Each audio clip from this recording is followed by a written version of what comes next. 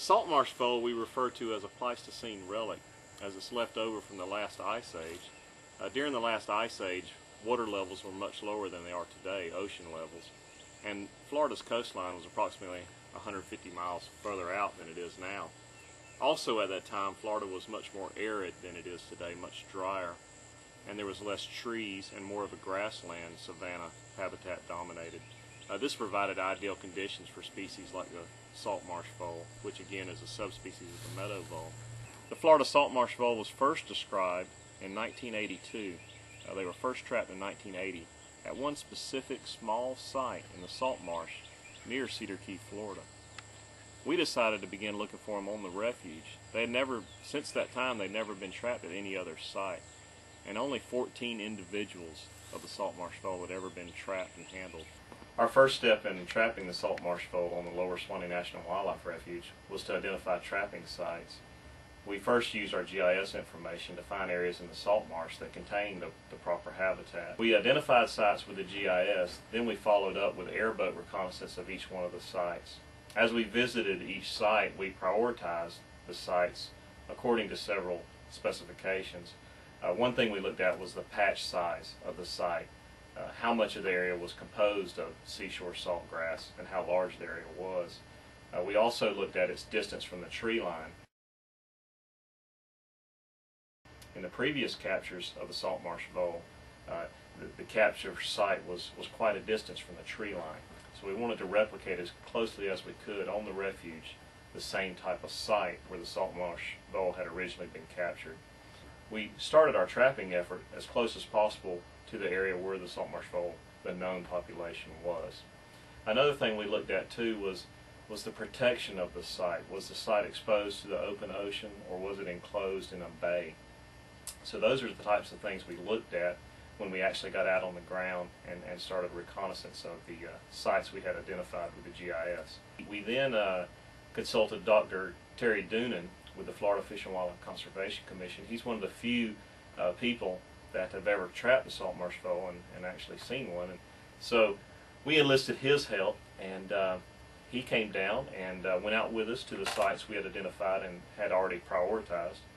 And he was very much encouraged when he saw the sites and thought they would be worth trapping, and so encouraged us to do so.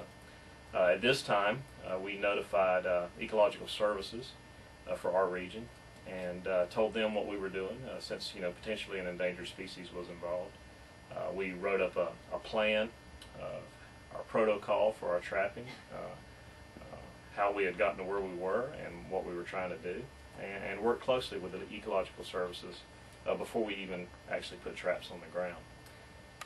Once we selected the site, we knew we had 40 Sherman traps to work with, so what we decided to do was to run 4 100-meter transects with the traps 10 meters apart. So we chose a site that was close to the water, that was the furthest away from the tree line, but also was an area that we felt was not going to be inundated by daily tides. We also picked a tidal cycle that was quite low, with less variation, so that we wouldn't inundate our traps and basically lose our traps.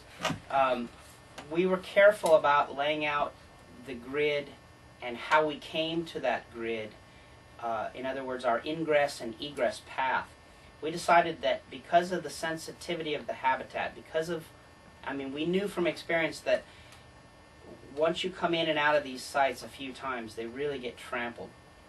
We did not want to extensively trample this approximate 6-acre site, so we decided to take a single line in and a single line out, and we followed each other single file and used the same path each time. And so in effect we minimized the amount of salt marsh trampling that we did, and we think that's important, because too many lines through there can inhibit the animal from moving around or just somehow affect your trap success.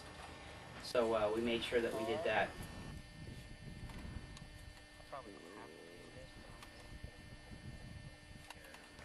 After three nights of pre-baiting and 4 nights of trapping, we caught our first Florida Gulf salt marsh vole.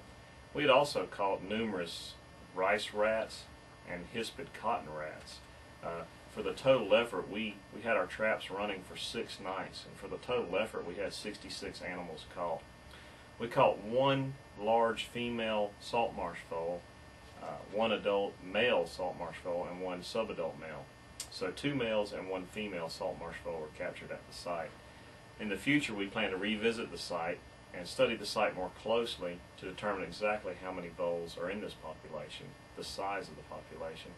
And also we plan to visit other sites on the refuge, since we were fortunate enough to catch them on the first site we had trapped.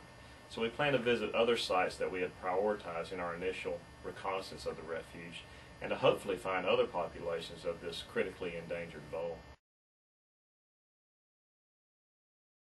For the Florida Salt Marsh Vole, we're using Sherman live traps. They're an aluminum trap that we bait with a scratch grain, which is a chicken feed, I believe. And so what we're doing is we've done a pre-bait, which we set the trap out and we lay food in front of the trap, and we get the animals that are living out here used to the trap itself and used to smelling and coming to the area using a bait.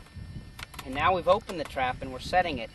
And what we do each time is we check the trap inside itself to make sure that the treadle works correctly and that we have the right set to it. And that means there's a little lever here, and you can do a hard set or a light set or anywhere in between, and that's based on the weight of the animal. Don't just indiscriminately place the traps. We're trying to target a certain narrow habitat requirement of the salt marsh vole, and that is this type of grass we're currently in. This is disticlous seashore salt grass. It has a very narrow niche that it occupies as well.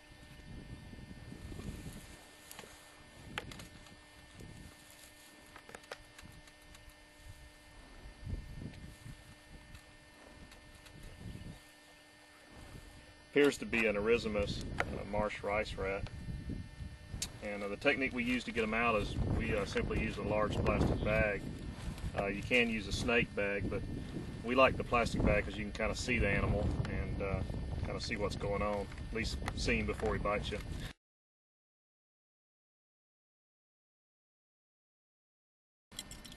So we measure the body length, the tail length, the hind foot length. We take the weight and we sex the animal and look at it for which species it is. It's going to be 60 grams. 60 grams. Everything we need? Yep.